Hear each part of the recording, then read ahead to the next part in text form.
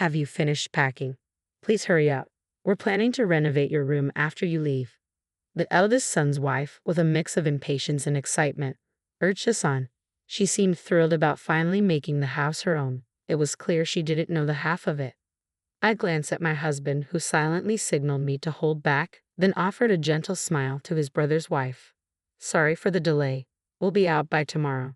Since there will be workers around, it's best if you and Emily stay in your room. We're leaving behind the shared furniture and appliances. Our things are mostly just bedding and a few dressers. It shouldn't take more than 30 minutes to move everything out. The next day, the farewell was quicker than I expected. Well, we're off then. Yeah, see you. Take care, they replied without much thought or emotion. There were no apologies or thanks, no proper send-off. The eldest son and his wife simply lounged in the living room, barely acknowledging our departure. With their indifference, there was no need for us to be overly courteous either. As we silently climbed into the taxi, I couldn't help but worry about the cat we were leaving behind. Would Emily care for it properly? Would she give it the love and attention it needed? Watching our home fade into the distance through the taxi window, I suddenly had a thought. I pulled out my phone and made a call. In hindsight, this might have been my sixth call. My name is Karen. I'm 64 years old, and my husband John is a year older than me. We've been happily married for 35 years with no major conflicts. John worked for a multinational company and was usually very busy, but he always made time for the family. This year, John retired, and I was looking forward to spending more quality time together. However, it seemed I was the only one excited about his retirement. Our eldest son Robert and his wife Emily had shown dissatisfaction. They had been living with us for about a year, ever since their marriage. Emily had requested to stay with us because of the convenience of our home being close to the station for commuting and shopping. We wanted to give the newlyweds space, but were ultimately persuaded to let them stay. I never imagined it would lead to this. 2 months after John retired, I returned from shopping to hear John's angry voice from the living room. He was scolding Robert, who was slouched on the sofa. It was rare for my usually calm husband to be so furious. What's going on? I asked. John sighed deeply. Robert was rummaging through my bag and took money from my wallet. What? I was stunned. He's been short on cash after losing big at the Kentucky Derby recently. John grabbed a few bills from Robert's hand. It was definitely John's wallet, one I had given him for our 25th wedding anniversary. The presence of the wallet and the money in Robert's hand was undeniable proof. Robert, I thought you quit gambling. You promised never to do it again after that big loss. Why? Robert didn't reply. He continued watching TV, indifferent to the reprimand. He often ignored conversations that didn't interest him or involve criticism, and it seemed he truly wasn't listening. Despite my pleas, he remained unresponsive. I suspected the reason for his return to gambling was Emily. Robert had never been interested in gambling before. He was an honest office worker, never involved in criminal activities like stealing or shoplifting. So what had drastically changed him? I would undoubtedly say that meeting Emily had a significant impact on Robert. Emily was lively and energetic, and when they were introduced, I hoped she would bring out the best in my introverted son. However, I was unaware of her true nature at that time. I didn't realize she was an avid gambler with a reckless approach to money. Your mother is speaking to you. How about acknowledging her instead of just sitting there? John's frustration was palpable as he turned off the TV. Finally, Robert spoke up. Shut up. I gave it back, so stop whining. Why are you making such a fuss over a couple of bills? I was shocked at his dismissive attitude and the small amount of cash he had taken. Dad, you've really fallen, haven't you? Well, I retired, so that's to be expected, Robert retorted dismissively. Pathetic. With that, he walked out of the living room. I tried to stop him, but John held me back. It's partly my fault for leaving my bag out, John said. Repeatedly scolding him will only make things worse. But his attitude is just too much. It's horrible. John had never flaunted his role as the family's breadwinner, but it was clear that our comfortable lifestyle was largely due to his efforts. This included supporting Robert and Emily, who not only saved on rent but also made excuses for not contributing to living expenses, which John primarily covered. Instead of showing gratitude, they insulted him. I couldn't help but feel anger, not only towards Robert but also towards Emily, who had rekindled his gambling habits. A few days later, the situation still troubled me deeply. I decided it was time to confront Emily. Robert seems to be struggling with money lately. Do you know anything about it? Oh, he lost big at the Kentucky Derby, didn't he? Emily replied casually. You knew about that? I asked, taken aback. Yeah, I invited him to go with me, she admitted. Just as I suspected, Robert had started gambling again because of Emily. Why would you do that? Robert was trying to quit. Was he? I didn't know that, Emily said with a hint of indifference. Please, Emily, don't invite Robert to gamble anymore. If this continues, it will cause problems for you too. We just do what we want with our own earnings, Emily said, shrugging. So it's not a problem. I was taken aback by her unexpected response. It was true that both Robert and Emily earned their own money and had no concerns about basic needs like food, clothing, or shelter, giving them freedom to spend as they please. But you're married. You might have children someday. For your future, you should consider being more responsible with your finances. We've decided not to have kids, Emily responded. We don't want to be tied down or restricted by child-rearing responsibilities. Her response shocked me again. There was so much to process, but in a way, it made sense. Financial needs drastically change with children, and their lax money management reflected that. However, even without children, a couple should support each other. As a couple, you should help each other in tough times. Robert is struggling right now. Why don't you help him out? You're his parents. Besides, you're well off. Oh, but now you're on a pension, right? Emily asked with a hint of mockery. Well, John's company was multinational, so there isn't really a pension, I replied. That's disappointing, Emily said, her tone lacking sympathy. I thought you'd have a substantial pension, I said, surprised. No, there isn't one, Emily replied. So, please handle Robert's issues between yourselves. Honestly, supporting your living expenses is already quite a burden, and we can't afford any more. Well, that's Robert's fault for losing money. You can't blame me for that, she added, shrugging. Anyway, we can't help right now without a clear promise of support for Robert, I said, feeling frustrated as I was practically shown out of their room. A week passed, and Robert's financial troubles remained unresolved. If he was desperate enough to steal from his parents' wallets, wasn't that a sign of real desperation?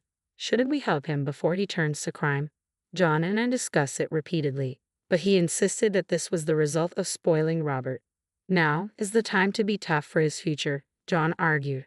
In the end, I had to agree. At least we were providing meals in the morning and evening, and he had a commuter pass. He just needed to make it to the next payday. But our brief sense of relief was shattered by an unexpected turn of events. It was a weekend night, and after finishing dinner, we were relaxing in the living room when the doorbell rang.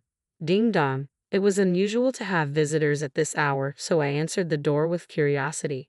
To my surprise, Emily stood there, holding a cardboard box in both hands. She struggled to open the door herself. What's this about? What's in the box? I asked, taking the box from her. The rustling sound from inside made me gasp. As I opened the box, I saw a pair of eyes staring back at me. It's a cat, Emily said, looking pleased with herself. Isn't it cute? I found it abandoned on my way home. Despite her enthusiasm, the gravity of the situation hit me. I called out to the living room, John, go to the bedroom, and close the door immediately. I closed the box and handed it back to Emily. Emily, I'm sorry, but we can't keep a cat here. What?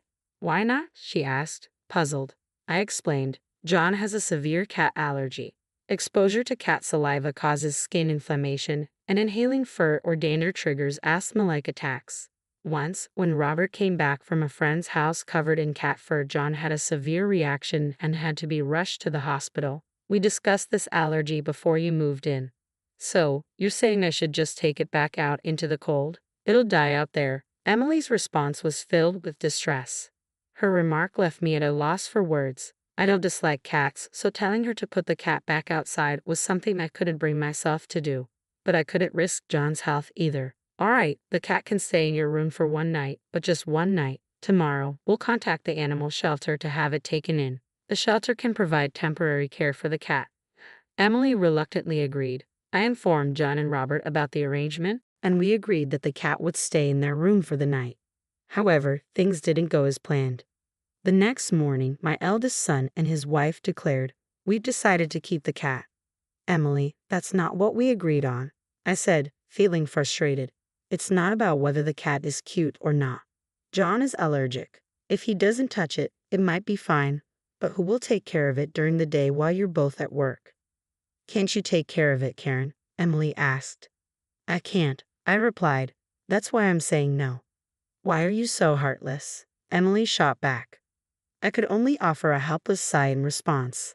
I didn't realize you were so cold, Emily said with a sharp edge in her voice. You can even help a tiny, cute cat. Do you know that shelters often end up euthanizing animals? You're just looking out for yourselves, ignoring any sacrifices needed. People like you are called old nuisances. What? I was taken aback by her harsh words. If we can't keep the cat, you should leave immediately, Emily continued. Before I could respond, Robert chimed in. It might be a good time for you to consider moving to a retirement home. You're old enough, and we have no intention of taking care of you. Besides, you're not earning anymore. That's enough. Both of you, John, who had been silently listening and was now wearing a mask and gloves due to the previous night's incident, suddenly interrupted. He kept his distance from Robert and Emily, and I felt a pang of guilt for making him uncomfortable in his own home. I can't keep a cat because of my allergy, John said. So we'll go along with your suggestion and leave. John, as Robert said, it might be time to consider a retirement home. I agreed, understanding John's intention to avoid further confrontation. To Robert and Emily, it seemed like we had given up. Their attitude shifted to one of triumph. Don't worry about the house, Robert said. We'll take good care of it, but keep all the utilities and ownership in your name. It's too much hassle to change everything. Retirement homes are expensive, Emily added. You'll need to manage that yourself. We're not helping with that. The relief and joy at our compliance were evident. It felt like this had been Emily's plan all along, using the cat as a scheme to force us out. Over the next week, it became clear that their true nature had been revealed. As I prepared for the move, taking care of John's needs and managing the packing, Robert and Emily continued to make snide remarks. They kept the cat in their room, aware that it would be problematic if John fell ill before we left. Have you finished packing? Please hurry up. We're planning to renovate your room after you leave, Emily urged, her tone brimming with impatience. She seemed ecstatic about finally making the house her own. I glanced at John, who silently signaled me to let it go, and smiled gently at Emily. Sorry for the delay. We'll be out by tomorrow. Since there will be workers around, it's best if you and Robert stay in your room. Given that we were leaving behind the shared furniture and appliances, our belongings were mostly just bedding and a few dressers. It probably would have taken more than 30 minutes to move everything out. The next day, the final farewell was more straightforward than I had anticipated. Well, we're off then, I said. See you. Take care. There were no words of apology or gratitude. Without even a proper send-off, Robert and Emily simply glanced at us while lounging in the living room. Given their attitude, there was no need for us to be overly courteous. As we silently got into the taxi, I couldn't help but think about the cat they were leaving behind. Would Emily be able to take care of it properly? Would she provide the love and care it needed?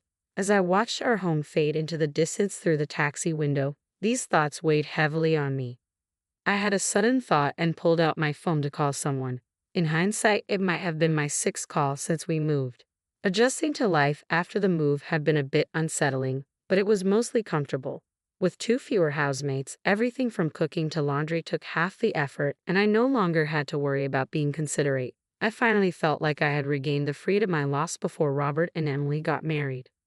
One night, about a week after settling in, Emily called me, and with John's approval, I answered. Emily's panicked voice blared through the receiver. Karen, what's going on? The power and gas in the house seem to be off, she exclaimed. It sounded like she had just returned home, and her distress was so great that she inadvertently switched to a video call. All I could see was the beam of a flashlight moving around in a dark room, and I couldn't make out Emily's expression. Well, I canceled the services, so it's no wonder they're off, I replied. What? What do you mean you canceled? Is this some kind of prank? Are you getting back at us for kicking you out? Emily's voice was laced with confusion and anger. Emily, calm down. Is Robert there with you? John asked gently. Emily's tone softened a bit as she replied. He just got home. Robert, seeing the dark house, was also in a mild panic. But after they calmed down, John explained the situation. The house has been sold. The buyer has been found, and the handover date is approaching, so we canceled all the utilities. We were told about this. Emily interjected, her indignation clear. How could you make such arrangements without informing us? I felt exasperated. I informed Robert about everything, the sale, the handover date, and the progress along the way. Clearly, Robert hadn't communicated any of this to you, or perhaps he didn't even remember hearing it. Given all the meetings with real estate agents and potential buyers over the past few months, the house had been quite busy. Robert and Emily were rarely home during the day, so they must have missed all the notifications. They had plenty of chances to notice, but they missed them all. I assumed you would move out right after us. Hadn't you started packing? I asked. I asked innocently, and immediately Robert and Emily began arguing. It's your fault. I didn't know. I was deceived. Watching them bicker in the dark, illuminated only by a flashlight, was oddly amusing. But once their arguments subsided, they directed their anger back at us. Even so, moving forward without your housemate's consent is too much, Emily said, her frustration evident. I don't remember agreeing to this. Oh, but I did get a response from you, I replied. I asked if it was okay to sell the house, and you said, yeah, sure. Robert's response had been half-hearted, delivered while he was engrossed in watching TV, but it was still an answer. It's his fault for not paying attention, I added. Robert, momentarily speechless, then shouted defiantly, fine. What should we do now? What do you mean, what should we do? Where are we supposed to live now? You must have arranged something for us, right? Robert demanded. John replied in a puzzled tone, why would we arrange a place for you? We've already sold the house. You were planning to move out anyway, so we're not to blame. And since you decided to sell the house, you should consider the impact on us. Well, rental properties usually pay relocation fees, Robert argued, so give us some money. You made a lot from the sale, didn't you? A rental house, I retorted. In that case, before paying any relocation fees, you should cover the rent for the time you stayed in the house and the living expenses we've covered for you. Adding it all up, it comes to about $10,000. Can you pay that now? Robert and Emily fell silent. Given Robert's financial troubles, they likely couldn't afford it. Realizing they were at a disadvantage, Robert tried to appease us. Right, we should pay you first, but we're a bit short right now. How about we live together again? Yes, please tell us where you moved. We'll join you there. They hadn't cared about our new place when we left. I dismissed their plea. That's impossible. We can't live with a cat. Wasn't that the reason you kicked us out? We'll get rid of the cat. Just let us stay. Emily pleaded. Their selfishness was evident. It was clear to me that the cat was merely a tool to drive us out. Their words about ignoring sacrifices for comfort were turned back on them. Do you know what? You're right. You called us old nuisances, but it's you who are willing to sacrifice anything for your convenience. Emily was left speechless, tears streaming down her face. John and I no longer felt any obligation to be swayed by her tears. We've moved into a senior living community, as you suggested. It's very comfortable, and we're happy here. We can't have you join us. Don't worry about us. We'll be fine, I said, ending the call. All we heard were their sobs. They never apologized, and soon, Robert and Emily left the house. Without savings, they both declared bankruptcy and now live in public housing. We learned this from Sarah, our friendly neighbor, when we returned to clean the house. According to Sarah, Robert and Emily struggled to pack their belongings in a house without electricity and left the cat behind. Thankfully, Sarah agreed to keep an eye on the cat and ended up adopting it herself. Surprisingly, Robert and Emily didn't divorce. Perhaps they're well matched. They might be hoping for John's inheritance, but since we've chosen a high-cost senior community, there won't be much left. John and I have finally achieved a truly peaceful life together. The community offers many amenities, including a gym, karaoke, and hot springs. We enjoy 3 freshly prepared meals a day and have the freedom to go out or travel as we please. Best of all, we've made many new friends here. We plan to savor this new phase of our lives, cherishing our